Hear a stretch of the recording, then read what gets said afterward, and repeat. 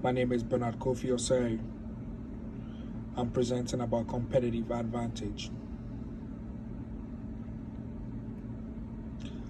So, things that I'm going to talk about include what is competitive advantage, casual ambiguity, source of competitive advantage, how businesses can maintain competitive advantage, business plan, trend analysis, management, and how business can balance finance. So, what comes into your mind when you hear the term competitive advantage? What is competitive advantage? There are a whole lot of definitions out there. But Wang 2014 said that competitive advantage is obtained when organizations maintain a set of attributes that allow it to outperform its competitors, which is true, because in businesses, when you outperform your competitors, when you outperform your competitive, it makes you it gives you an advantage. Several scholars have argued that competitive advantage is revealed when activities of a given organization are more profitable than those of its market competitors, or when it outperforms them as regard other significant results of activities. In 1985, Porter coined the term competitive advantage. Competitive advantage allows a business to produce a good value in more desirable fashion.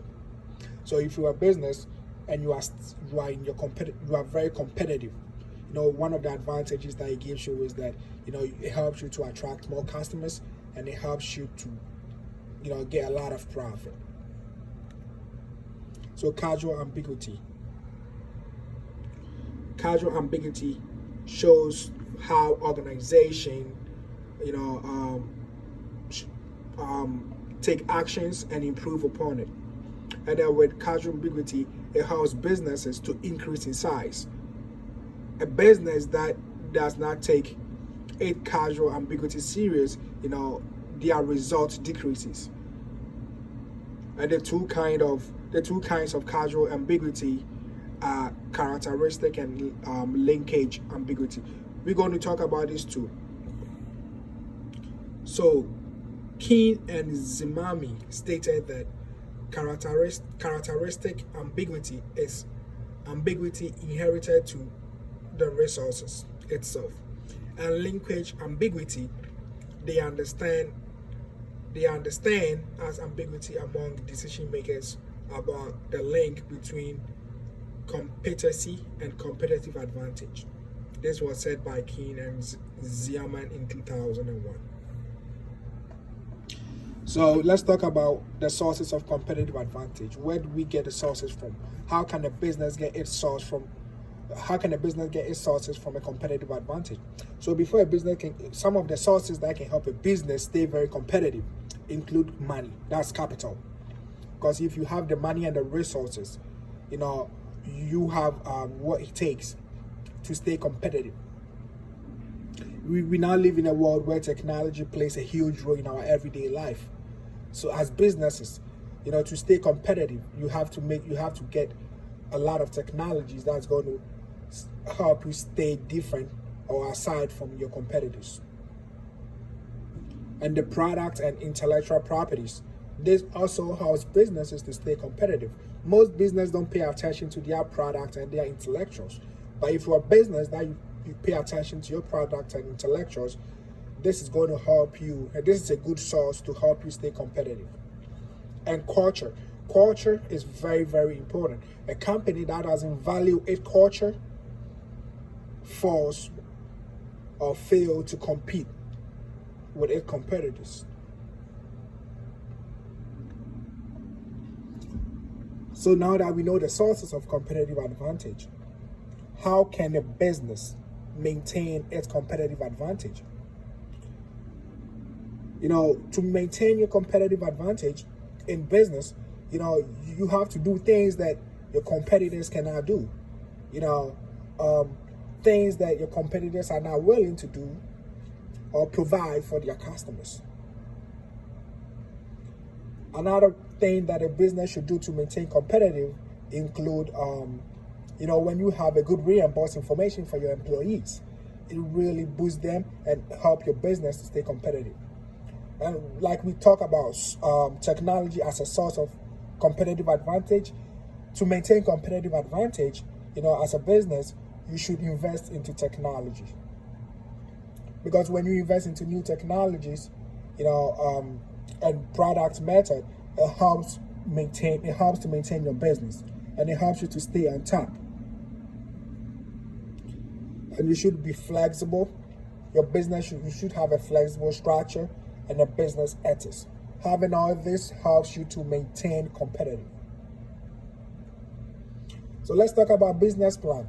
So when I watched the video, you know, in the video it was said that a business plan outlines a set of goals, which is true, because a business plan that doesn't outline the objective of a company isn't a business plan. Because if you don't outline your objective, you are going to fail, because you're not going to know where exactly you want to be.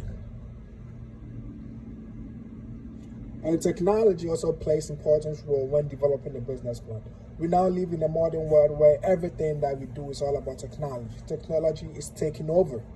And if you're planning a business and you don't involve technology in it, your chance of failing is very, very high. Also, when planning a business, it's very important to reduce the risk.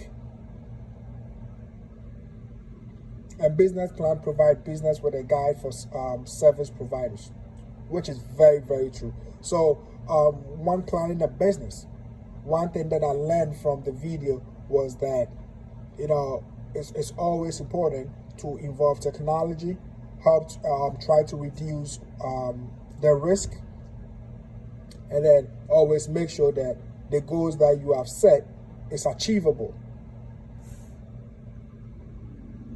Trend analysis. So when I watched the video, the 5 reasons why business fail include lack of management experience, which is very true, because most businesses employ management who lack experience.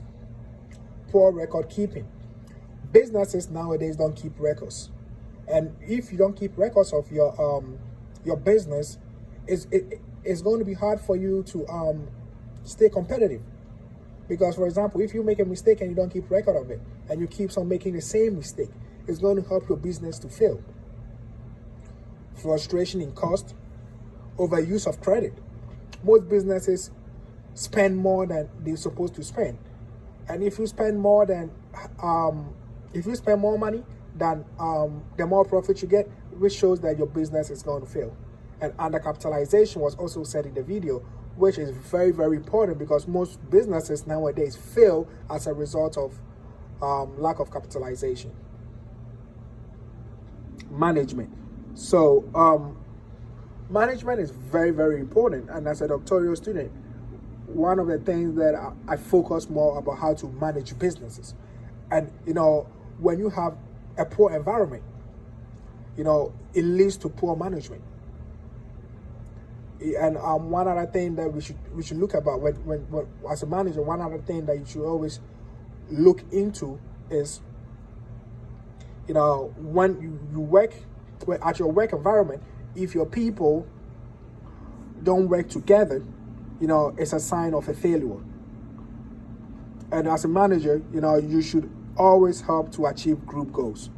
So always try to involve your group and let them know this is the things that you want to achieve. If you're a manager and you don't do all this, you know, your chance of failing is very high. So how do we balance finances? This is one of the problems that every business nowadays fail. Because when your finance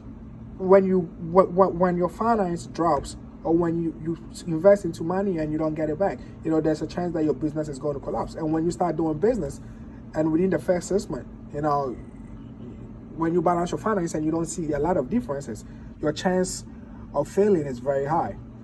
So overextension of finance is something that managers should always look into it when they are trying to balance finances. And you should have a clear, logical, internal system. Because if you have this, it helps you to balance your finances. And strong budgeting.